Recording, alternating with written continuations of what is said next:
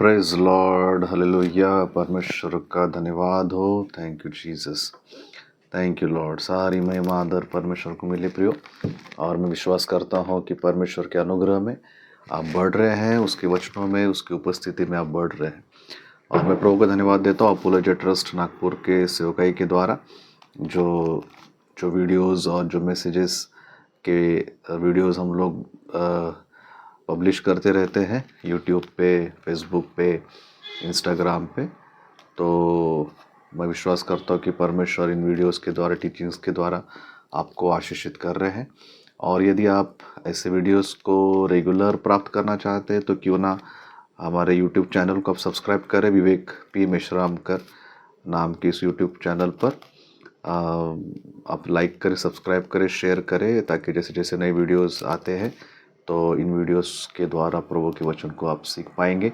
हमारे लिए प्रार्थना करते रहे कि हम लोग ऐसे ही इन अंत के दिनों में परमेश्वर के वचन को जो संतुलित और सही रूप से है, बिना मिलावट का और सही इंटरप्रिटेशन के साथ, सही अर्थ विवरण के साथ हम लोग औरों को बता सके, ताकि कोई भी गलत शिक्षा न जा सके। अगर कोई गलत शिक्षा जा रही है तो उसका उत्तर इन वीडियोस के द्वारा लोगों को मिल सके। इसलिए हमारे लिए प्रार्थना करें और इन वीडियोस को प्राप्त करने के लिए फिर यूट्यूब चैनल को आप ज़रूर लाइक, शेयर और सब्सक्राइब करें। हम आपके लिए प्रार्थना कर रहे हैं, प्रभु आपको आशीष दे और आप हमारे लिए भी प्रार्थना करते, यही हम आपसे विनती करते हैं। Thank you, praise Lord, thank you. फिर एक बात मेरे मन में आ रही थी, वो ये है, क्या कभी आपने ये अनुभव किया है कि आप गहरी नींद में सो रहे हो, अच्छी नींद है, और अचानक रात को बिना किसी कारण के, बिना किसी मकसद के आपकी आँख खुल गई। कोई आवाज़ नहीं हुआ या कुछ रीज़न नहीं था, गहरी नींद थी, अच्छी नींद लग रही थी, और अचानक रात को करीब 3 बजे के बाद आपकी आँख खुल गई।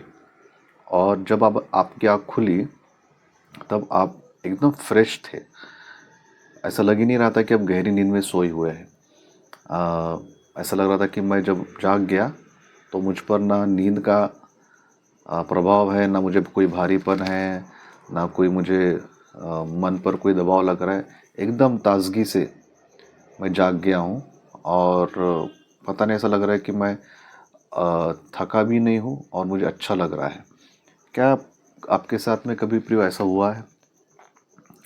और अगर हुआ है, और मैं विश्वास करता हूँ कि जो आत्मा से भरे हुए लोग हैं, जो परमेश्वर की सेवकाई में हैं और जो प्रार्थना के लोग हैं, जिनको प्रार्थना का बोझ है, प्रार्थना का दर्शन है, उनको ये अब कभी ना कभी प्रिय अनुभव आया होगा।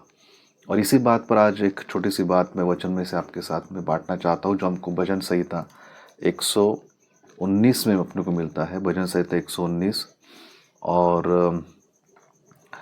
148 148 पद। ऐसा लिखा है कि मेरी आंखें रात के एक एक पहर से पहले खुल गई कि मैं तेरे वचन पर ध्यान करूं। ध्यान देने वाली बात है। वो कहता है, मेरी आंखें रात के एक एक पहर से पहले खुल गई कि मैं तेरे वचन पर ध्यान करूं। भजन संहिता इंग्लिश में अगर हम लोग पढ़ते, साम्स 119 एंड वर्स 148, ऐसा लिखा है कि my eyes are awake through the night watches that I may meditate on your word. My eyes are awake, कहते हैं कि मेरी आंखें खुली रहती है, that I may meditate on your word. प्रियो, ये जो घटना हमारे साथ होती है कि गहरी नींद के बावजूद अचानक से जब हमारी आंख खुलती है तो ये ऐसे ही नहीं खुलती है। ये कोई इत्तेफाक नहीं है, ये कोई कोइंसिडेंस नहीं है, लेकिन ये परमेश्वर है जो हमें 3 बजे से लेकर 5 बजे तक का जो एक समय होता है, उसमें वो हमें जगाता है और वो हमसे चाहता है कि हम उस समय बाइबल अध्ययन करें। जैसे वचन में लिखा है कि मैं तेरे वचन पे ध्यान करूं, वचन पढ़े और हम प्रार्थना करें। और इसी बात पर आज हम लोग इस बाइबल स्टडी में हम लोग मनन करेंगे कि जब मध्यरात्रि को, जब आपको नींद खुल जाती है, जब आप जाग जाते हो, तो ये ऐसा ही नहीं हो रहा है। वो एक मकसद से हो रहा है कि परमेश्वर आपको चाहते हैं कि आप उठे, बाइबल पढ़े और कुछ समय के लिए आप प्रार्थना में बिताएं। ये कोई कोइंसिडेंस नहीं, this is not a coincidence. ये एक ऐसा ही नहीं हुआ, उसके पीछे एक स्पिरिचुअल मतलब है। और इसलिए हमने इसको एक सुपर नेचुरल, एक स्पिरिचुअल एंगल से हमने इसको सोचना चाहिए, क्योंकि ये एक डिवाइन एक्ट है। ये परमेश्वर का एक दैवीय योजना है आपको इस समय में आपकी नींद से जगाने के लिए। और इसीलिए हमको जब ये आँख खुलती है तो हमने इसको बहुत सीरियसली लेना चाहिए प्रियो, क्योंकि कई बाइबल के टीचर्स ये कहते हैं कि रात का जो समय होता है ये अंधकार की शक्तियाँ का एक बहुत एक्टिव समय रहता है। रात के समय में अंधकार की शक्तियाँ, जादू टोना, मंत्र विद्याएँ, अघोरी विद्याएँ, जो भी काली शक्तियाँ हैं वो रात के समय में बहुत एक्टिव होती है। और इसलिए हमको जब परमेश्वर रात को उठाता है तो ऐसे ही नहीं उठाता, हमको एक प्रार्थना योद्धा के रूप में वो हमें उस समय इस्तेमाल करना चाहता है। वो चाहते हैं कि हम उठे, नींद छोड़े, प्रार्थना करें, वचन पढ़े, और जो भी पवित्र आत्मा हमको बताएगा हम उसके लिए प्रार्थना करें। इसलिए रात का समय प्रिय बहुत इम्पोर्टेंट होता है।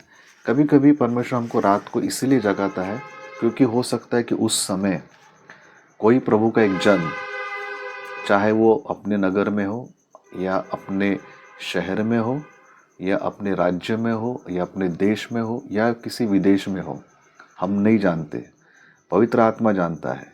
और वो ये चाहता है कि हम उठे और हम एक व्यक्ति के लिए, एक नगर के लिए, एक स्थान के लिए, एक देश के लिए प्रार्थना करें। और वो चाहता है कि हमारी प्रार्थना के द्वारा वो व्यक्ति, वो देश, वो नगर, वो प्रभु का दास, वो प्रभु की दासी, वो परिवार, वो भाई, वो बहन बचाई जाए। और इसके लिए प्रिय वो हमें रात को उठाता है। हो सकता है कि उस समय कोई व्यक्ति किसी भारी मुसीबत में पड़ा है। हो सकता है कि उस समय वो व्यक्ति किसी जंगल में, किसी बुरे लोगों के बीच में एक्सीडेंट हुआ है या एक्सीडेंट होने वाला है, या कुछ तो भी उसके साथ, उसके परिवार में, भाई हो सकती है, बहन हो सकती है, कोई तो भी एक प्रिय वो एक खतरे में फंस रहा है। और परमेश्वर चाहता है कि विवेक उठ, परमेश्वर चाहता है कि आप उठ, उसके लिए प्रार्थना कर कि वो एक जन डेंजर में है, तेरी प्रार्थना से वो बचाया जाएगा।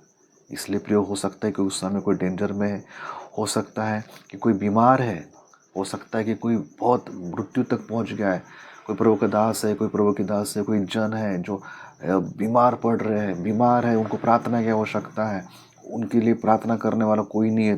तो पवित्र आत्मा हमको उठाता है और कहता है कि उठ, उस बीमार व्यक्ति के लिए तू प्रार्थना कर। ठीक है। कोई हो सकता है कि जिसका शायद सताव हो रहा है, कई प्रभु के दास से जंगल में बेचारे कई कहीं पर उस सेवा कई करते, और हो सकता है कि वो सताव में जा रहे लोग उनके ऊपर में अटैक करने के लिए आ रहे हैं, तो चाहता है कि प्रभु हम उनके लिए प्रार्थना करें ताकि उनको सताव से बचाया जाए। हो सकता है कि कोई व्यक्ति डिप्रेशन में जा रहा है, निराशा में जा रहा है, हो सकता है बीमारी के कारण, हो सकता है पारिवारिक बातों के कारण, हो सकता है कि शायद पैसों के आर्थिक समस्या के कारण, हो सकता है अन्य किसी बात के कारण वो व्यक्ति फाइनेंशियली बहुत सारी बातों से हो सकता है वो डिप्रेशन में, निराशा में जा रहा है। हो सकता है वो व्यक्ति आत्महत्या के बारे में सोच रहा है, वो व्यक्ति सोच रहा है कि अब मैं मरना चाहता हूँ। हो सकता है उस समय वो जान देने की सोच रहा है डिप्रेशन के कारण, निराशा के कारण। और प्रभु हमको उठाता है कि उठ और उसके लिए तू प्रार्थना कर। प्रियो, शायद हमारी प्रार्थना से वो व्यक्ति बचा जा सकता है। या फिर कोई व्यक्ति हो सकता है जिसके ऊपर में शैतानी अटैक हो रहा है, दुष्ट आत्माएं अटैक कर रही है, कोई जादू टोना अटैक कर रहा है, कोई तो भी अंधकार की शक्ति उस पर अटैक कर रही है और उसको मारना चाहती है, उसको फिनिश करना चाहती है। प्रियो, पता नहीं कौन व्यक्ति किस प्रकार की उस दिन, उस समय समस्या में है, लेकिन परमेश्वर हमको चाहता है कि तू मेरी आत्मा से भरा हुआ व्यक्ति है ना, उठ, प्रार्थना कर, उठ, मैं तुझे बताऊंगा। तो हमें तैयार रहना चाहिए, हमको उसको लाइटली नहीं लेना है। और फिर हमको ये बोलना है कि प्रभु मैं क्या करूं, शांत हो जाए। मैं भी वैसा ही करता हूँ। 2 मिनट बैठ जाइए, शांत हो जाइए, अपना मन शांत करे, आंखें बंद करके पवित्र आत्मा से पूछे, पवित्र आत्मा तू मुझे बता कि मैं किसके लिए प्रार्थना करूं। जब हम शांत हो जाते हैं तो पवित्र आत्मा क्या करता है, हमारे मन में किसी जगह का, किसी व्यक्ति का, किसी परिवार का, किसी देश का, किसी प्रभु के जन का नाम हमारे स्मरण में लाता है और हमको कहता है कि इसके लिए प्रेयर कर।